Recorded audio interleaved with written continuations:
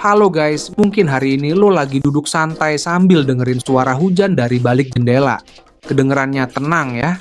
Tapi buat teman-teman kita di Aceh, Sumatera Utara, dan Sumatera Barat, suara hujan di Desember 2025 ini justru jadi horor yang paling menakutkan. Per Senin 22 Desember, data BNPB bikin hati kita pecah. 246 nyawa hilang. Bayangin, lebih dari 1.000 orang yang punya mimpi, punya keluarga, sekarang udah nggak ada. Ini bukan cuma statistik atau angka di layar HP lo guys. Ini adalah duka kita semua. Hujan yang harusnya bawa berkah malah jadi tangisan. Mari kita jaga satu sama lain guys. Semoga hujan berikutnya bawa berkah untuk semua. Pernah nggak lo mikir, kenapa sih banjirnya makin parah tiap tahun? Ternyata nggak sesimpel itu. Menurut para ahli dari IPB dan Walhi, alam kita itu lagi sakit parah.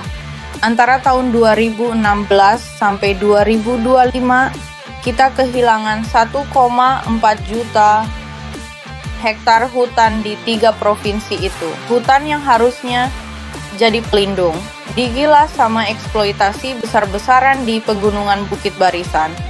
Jadi pas siklon tropis datang dan hujan tumpah dari langit, tanah kita udah nggak punya lagi tangan buat meluk air itu.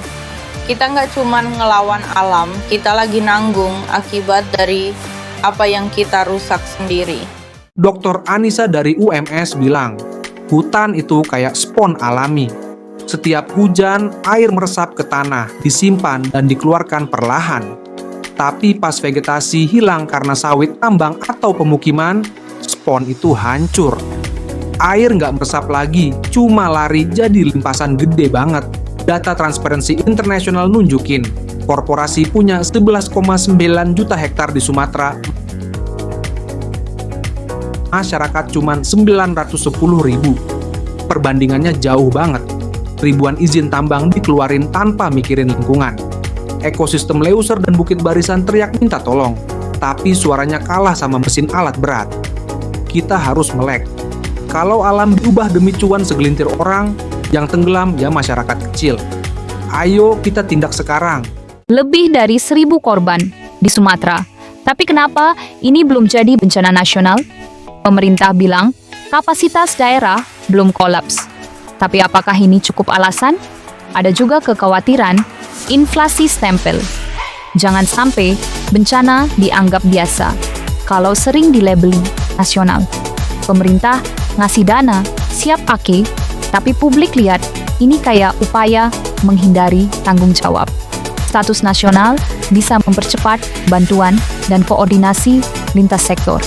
Tapi di saat kita berdebat, saudara kita lagi berjuang nyari makan. Birokrasi mungkin kaku, tapi empati harus tetap hidup. Mari kita berpikir ulang, siapa yang benar-benar membutuhkan bantuan sekarang.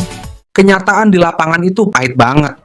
Tidak lama kemarin, 7 bupati di Aceh udah angkat tangan. Mereka nyatain nggak sanggup lagi nanganin darurat banjir ini sendirian. Kalau pemimpin daerahnya aja udah bilang nggak mampu, kita mau berharap ke siapa lagi? Guys, video ini bukan buat bikin lo takut, tapi buat bikin kita peduli. Kita nggak bisa diem aja ngeliat alam kita diperkosa. Yuk, mulai aware sama isu lingkungan. Support teman-teman kita yang lagi kena musibah. Masa depan bumi ini ada di tangan kita, anak muda. Jangan sampai kita jadi generasi yang cuma bisa nonton Sumatera tenggelam lewat layar gadget. Stay safe, stay human. Pray for Sumatera.